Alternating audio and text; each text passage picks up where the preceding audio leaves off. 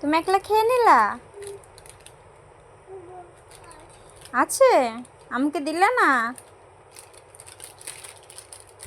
দিলে না আমাকে? ওরে শোনা রে, খাও তুমি, খাও খাও খাও তুমি। ভালো পাপা,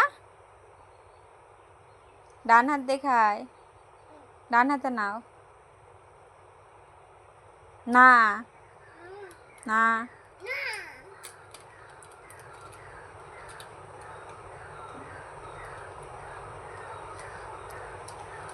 তো বন্ধুরা কেমন আছো সবাই? আশা করি ভালো আছো।